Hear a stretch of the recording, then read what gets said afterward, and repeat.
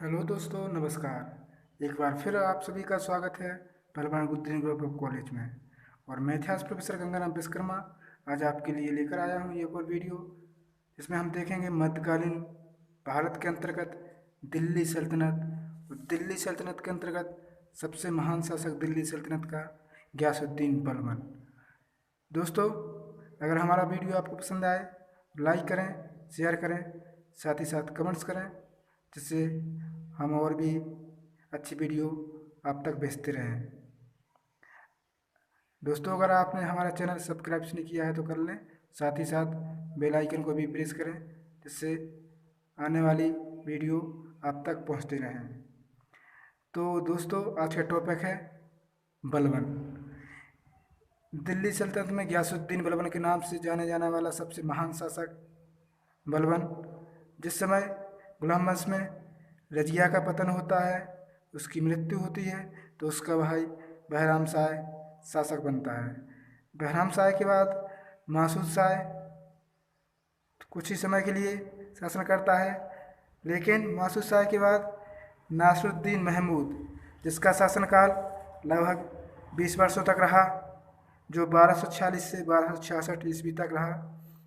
नासरुद्दीन महमूद के समय ही बलबन को दिल्ली सल्तनत में जो प्रधानमंत्री का पद मिला, उस पद से वह सुल्तान के पद तक किस प्रकार पहुंचा, तो इसके बारे में हम बात करेंगे। गयासुद्दीन बलबन, जिसका समय 1266 से 1287 ईस्वी तक रहता है, और किस प्रकार वह दिल्ली सल्तनत में आया, तो गयासुद्दीन बलबन इलवरी कबीले का तुर्क था। उसका पिता 10,000 परिवारों का एक खान अथवा नेता था। बलबन बचपन में ही मंगोलों के हाथों पड़ गया, जिन्होंने उसे गुलाम की भांति बसरा के एक सौदागर ख्वाजा जमालुद्दीन को बेच दिया। ख्वाजा ने उसे दिल्ली लाकर इल्तुतमिश को बेच दिया। बलबन बड़ा क्रूर था तथा उसे प्रारंभ में भिस्ती का काम दिया गया। उसे क्या पता था कि यह भिस्ती आगे चलकर दिल्ली के सुल्तान का प्रधानमंत्री और बाद में सुल्तान भी बनने वाला है।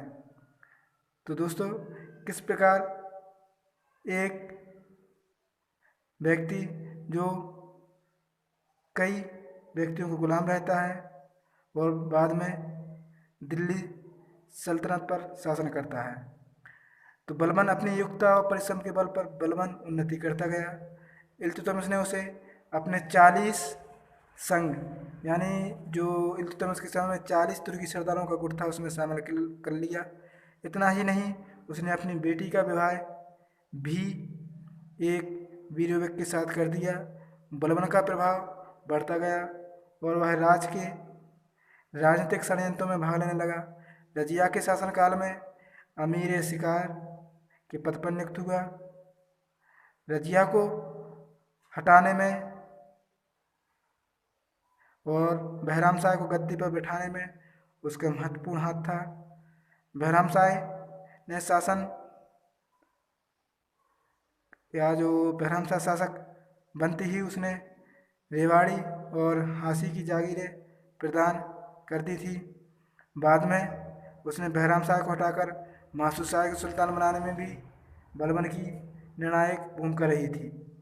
मासूद की भी वह गति हुई जो बहराम शाह की हुई, और 1246 में मासूद भी बलबन के कपट जाल का शिकार हुआ और नासरुद्दीन को गद्दी पर बिठाकर बलबन राज का प्रधानमंत्री बन बैठा। तो इस तरह से जो बलबन के जीवन में उतार चढ़ाव आए, वो किस प्रकार उसने मौका जो मिला उसका फ़ायदा उठाया और आगे चलकर प्रधानमंत्री बना। तो उसके जीवन काल को दो भागों में बांट सकते हैं, एक प्रधानमंत्री बनने तक, दूसरा दिल्ली सल्तनत का शासक बनने के बाद। तो बलबन प्रधानमंत्री के रूप में जब 1240 से 1266 ईस्वी तक राज किया, और उसे संपूर्ण अवधि में केवल 1253 और 54 ईस्वी तक के समय को छोड़कर बलबन ने ही प्रधानमंत्री के रूप में शासन का कार्य चलाया। प्रधानमंत्री की हैसियत से बलबन ने निम्नलिखित कुछ महत्वपूर्ण कार्य किए, जिनमें पश्चिमी उत्तर सीमा की सुरक्षा की। 1246 ईस्वी में उसने खोखरों पर आक्रमण करके उनके विद्रोहों का दमन किया, साथ ही साथ लूटमार करके जो भी लूटमार करने वाली जातियाँ थे उनको भी दबाया। फिर उसने सिंधु नदी के तट पर या उसके आसपास के इलाकों को नष्ट भ्रष्ट कर डाला और तब वापस दिल्ली लौट आया। बलबन ने लाहौर, मुल्तान और कच्छ पर भी अधिकार जमा लिया था। दोआ और कटेहर पर 1247 ईस्वी में जो वहाँ के उपद्रवी जो विद्रोही हिंदू राजाओं के विरुद्ध उसने सफल अभियान किया और लंबे युद्ध के बाद कन्नौज के विख्यात दुर्ग तलसदा पर अधिकार कर लिया। 2 वर्ष बाद ही 1250 ईस्वी में दोआब में फिर विद्रोह हुआ और बलबन ने पुनः विद्रोहियों का दमन किया था। तो इस प्रकार उसने प्रधानमंत्री के रूप में कई सैनिक सफलता प्राप्त की। मेवात 1249 में मेवात पर हमला करके भारी विनाश किया, लेकिन कुछ ही समय बाद मेवाती फिर उठ खड़े हुए थे। जब वे दिल्ली तक लूटमार करने लगे तो 1206 ईस्वी में 1256 ईस्वी में बलबन ने भयानक आक्रमण किया था और इस प्रकार जिन जंगलों में मेवाती छिप जाते थे उन्हें कटवा दिया गया था। भारी संख्या में मेवातियों का संहार हुआ और प्रमुख नेता बंदी बना लिए गए, जिनका जो भी नाम है वो उल्लेखनीय है। इसके बाद उसने राजपूताना पर अधिकार किया। 1298 में रणथंभोर पर आक्रमण किया और बूंदी तथा चित्तौड़ तक धावा किया। बुंदेलखंड, बघेलखंड और मालवा पर भी उसने आक्रमण किया। चंदेलों की शक्ति बुंदेलखंड में फिर से बहुत बढ़ गई थी।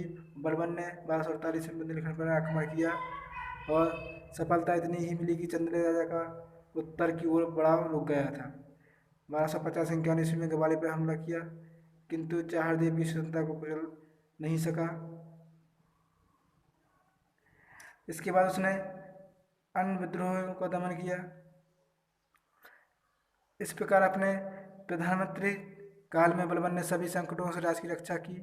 विद्रोही और उपद्रवी जितने भी तत्वों को शक्ति से दबाते हुए सीमांत प्रदेशों में भी पर्याप्त सेना रखी। उसने सेना को अच्छे ढंग से सुशिक्षित और प्रशिक्षित किया।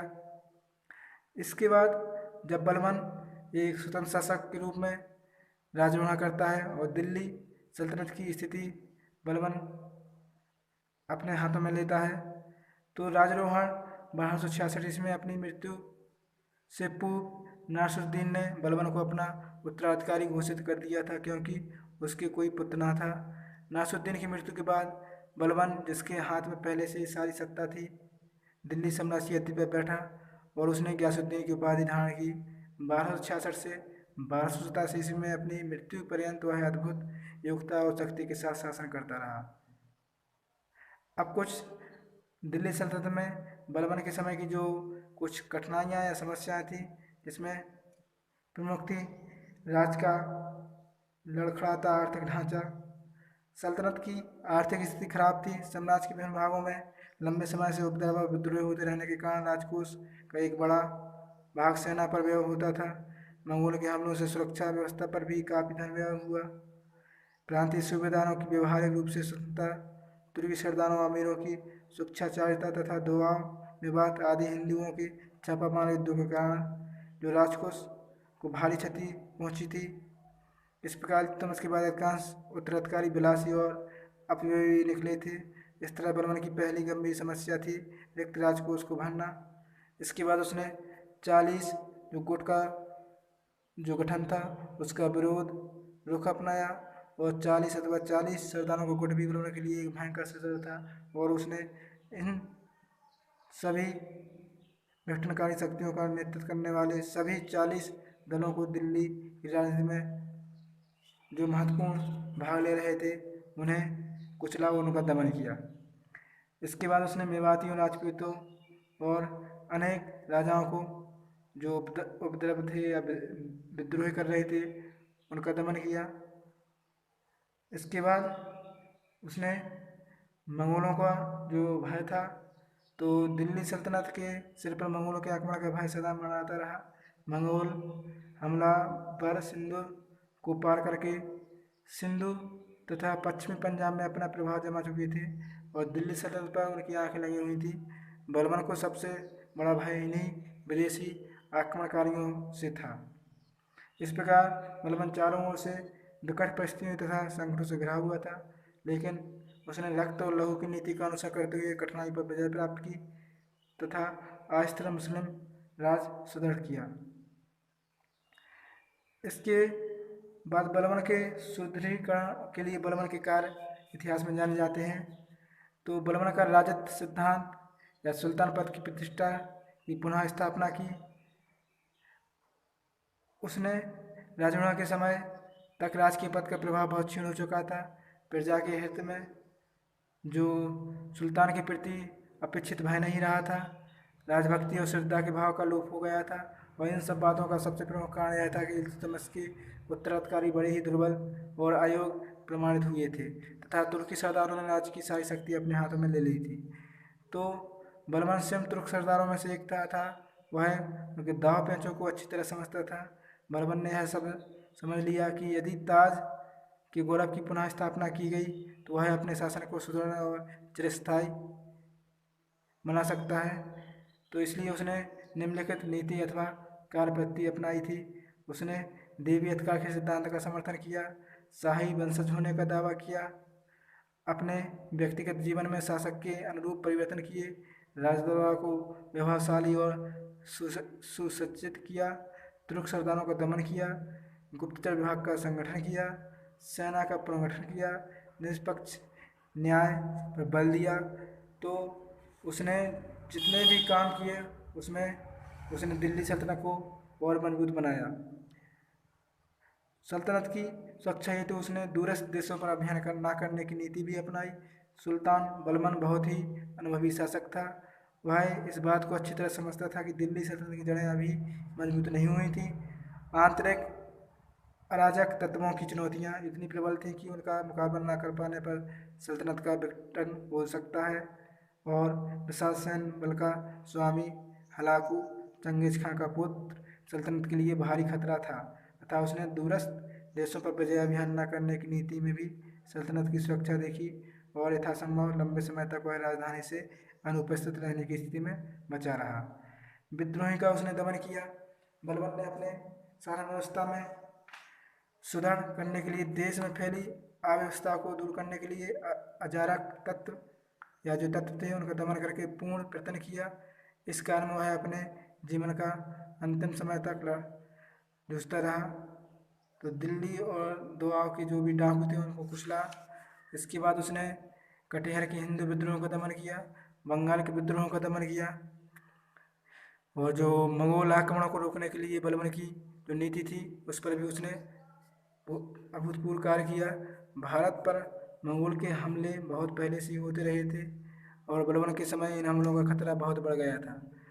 मंगोलों के आक्रमण लाहौर तक शुरू हो गए थे। वे प्रतिवर्ष पंजाब और सिंध की विभिन्न दिशाओं में आक्रमण करके लूटपाट मचाते थे और रक्तपात करते थे। तो इस बलबन ने इस संबंध में कुछ निश्चित उपाय किए जो इस प्रकार थे।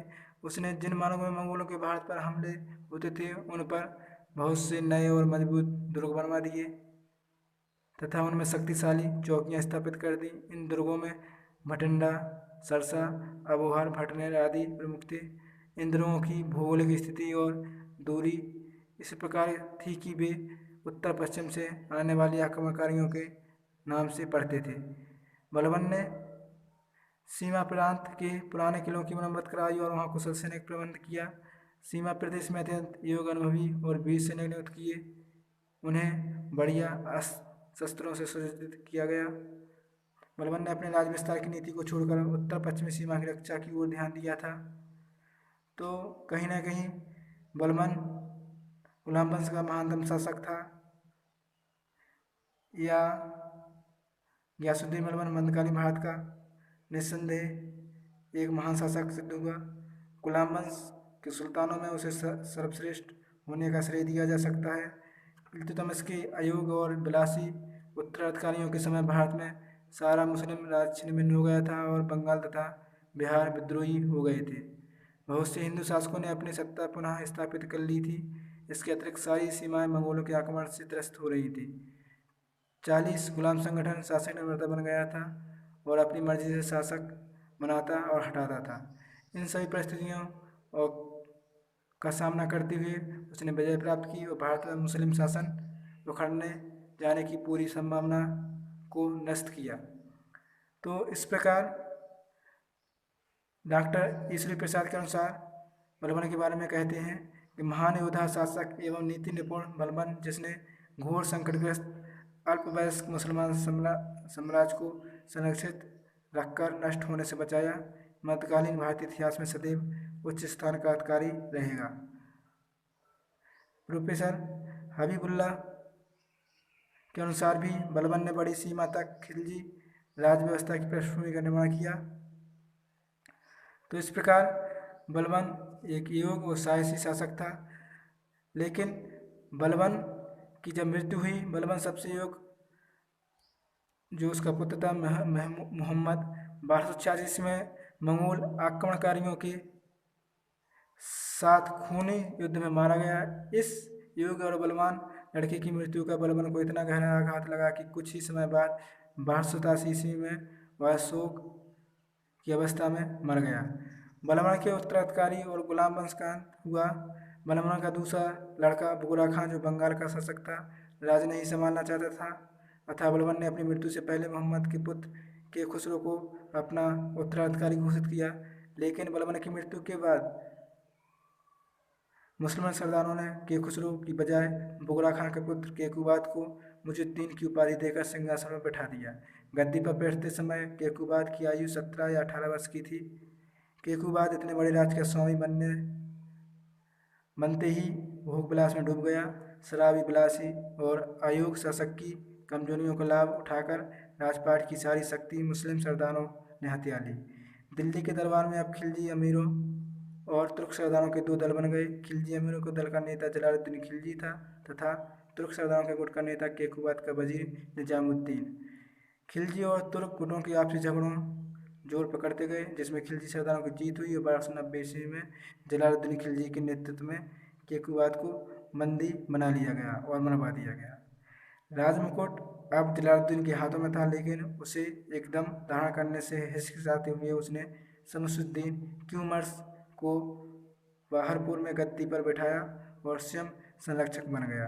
कुछ समय तक तो वह शमसुद्दीन को दरबार में लाकर गद्दी पर बैठता रहा और खुद संरक्षक तथा वजीर का कार्य संभालता रहा। जलालुद्दीन ने नन्हे सुल्तान को कारागार में डाल दिया, जहां वह शीघ्र ही मर गया और स्वयं सुल्तान बन गया। तो इस प्रकार गुलाम वंश के बाद खिलजी वंश या खिलजी साम्राज्य दिल्ली सल्तनत पर राज करता है। तो आपको ये वीडियो कैसी लगी ज़रूर लाइक करें, शेयर करें और कमेंट्स करें। तो